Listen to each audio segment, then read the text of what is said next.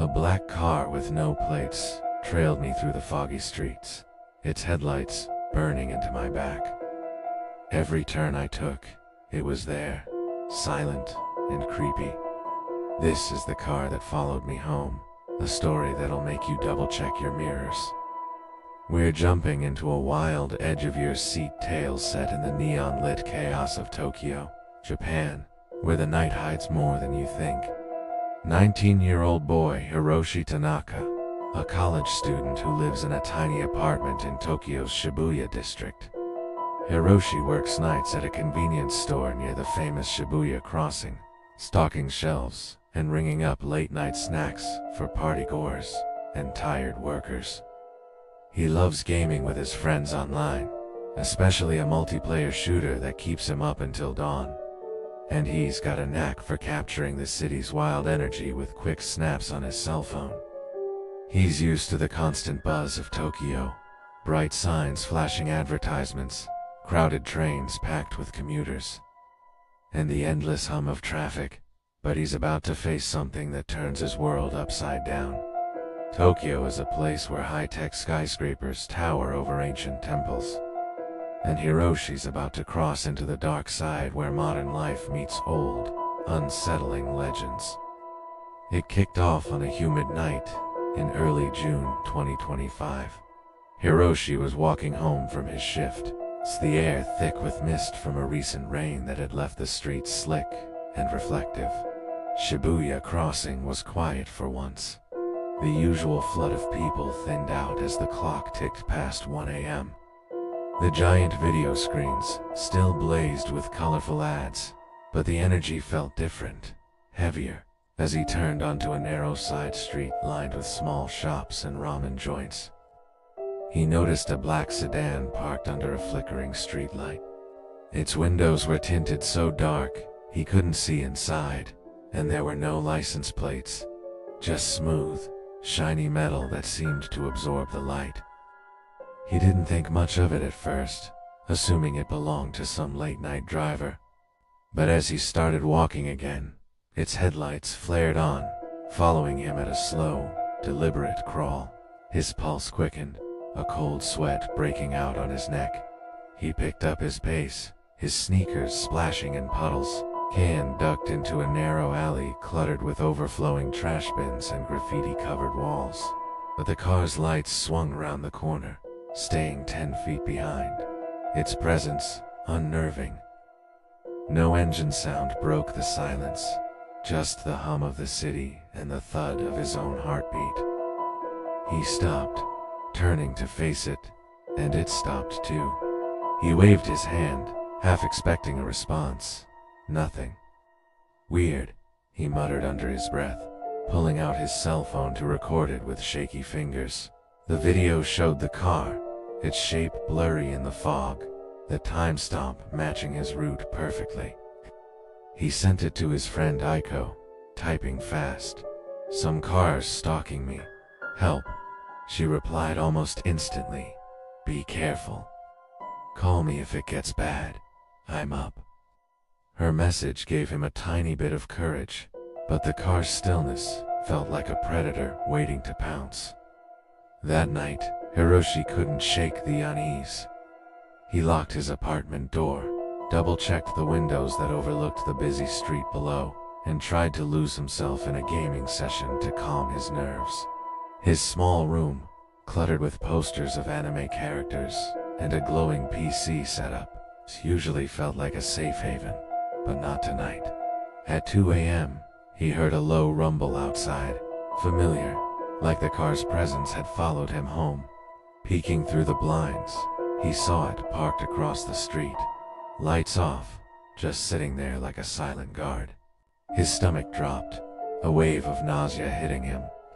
He called Aiko, his voice low. "It's here.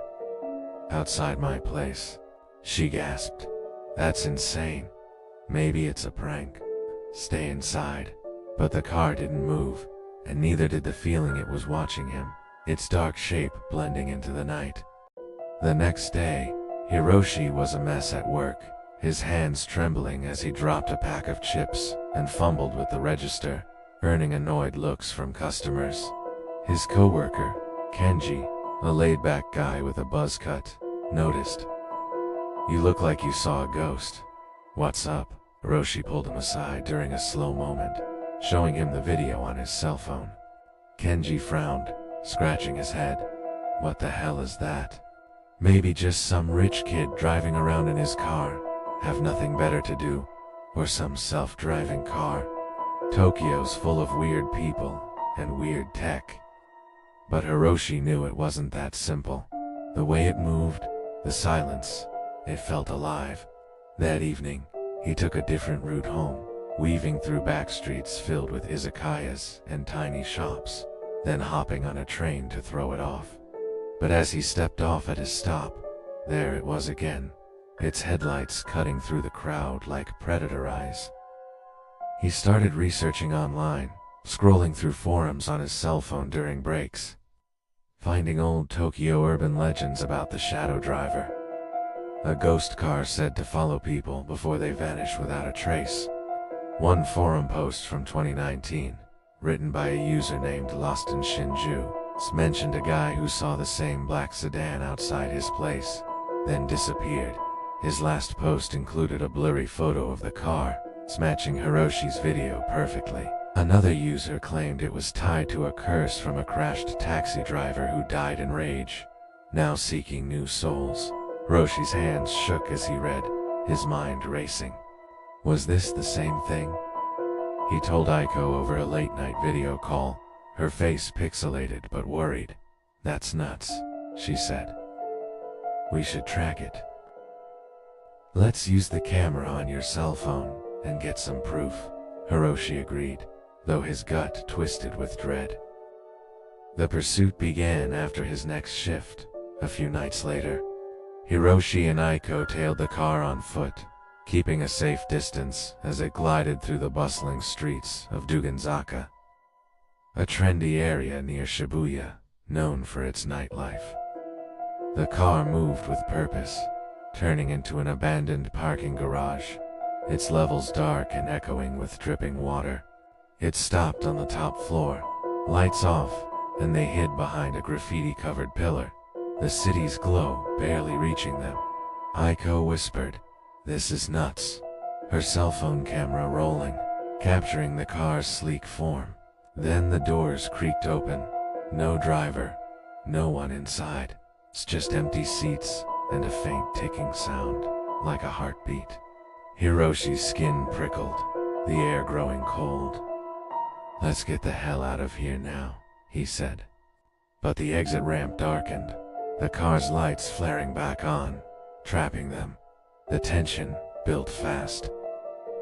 The car started moving, circling them slowly, its tires silent on the concrete, the ticking growing louder. Aiko camera caught a shadow in the driver's seat, tall, featureless, like smoke with edges, its form shifting. Hiroshi grabbed her arm, and they ran, the car accelerating behind them, its headlights blinding in the dim space. They ducked into a stairwell, hearts pounding against their ribs.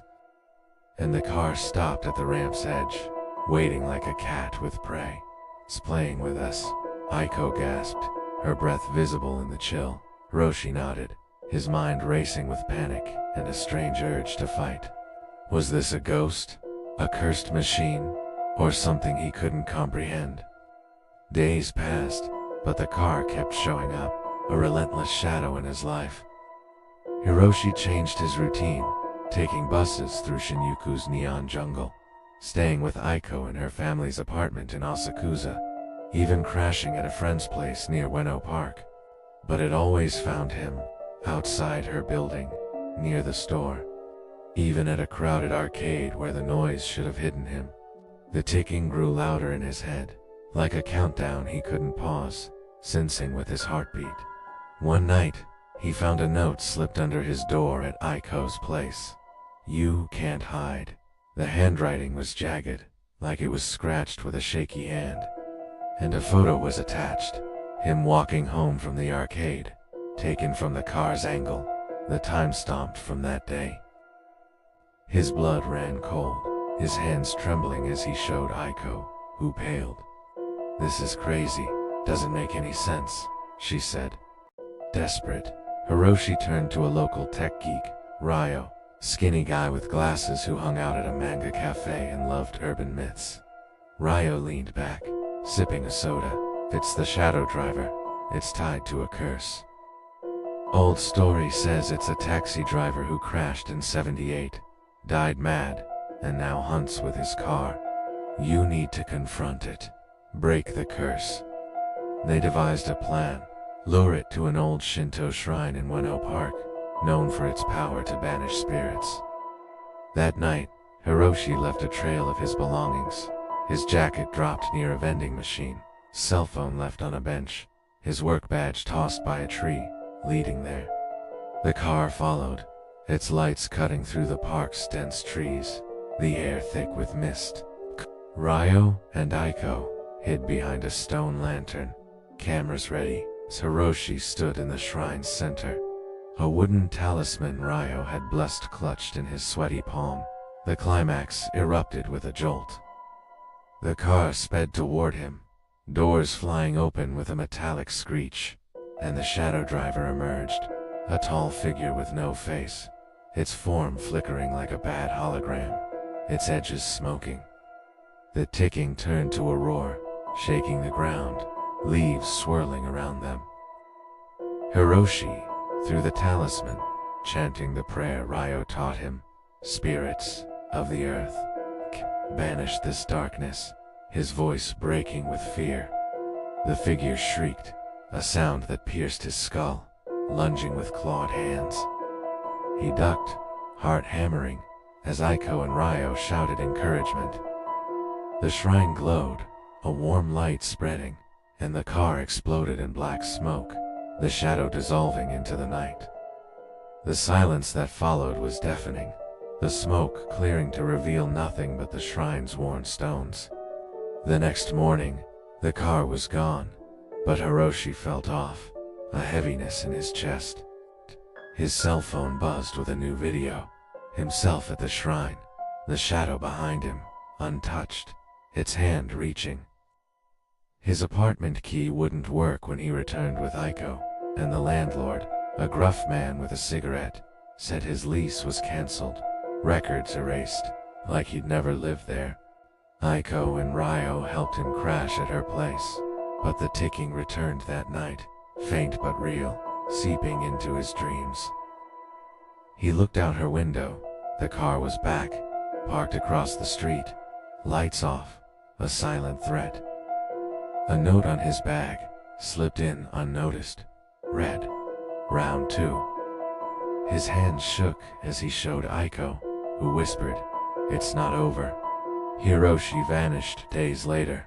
On June 19, 2025, Aiko and Ryo searched, finding only his cell phone in Ueno Park, its last frame showing the car's interior, empty, but for a single train ticket stub dated today, June 20th, 2025.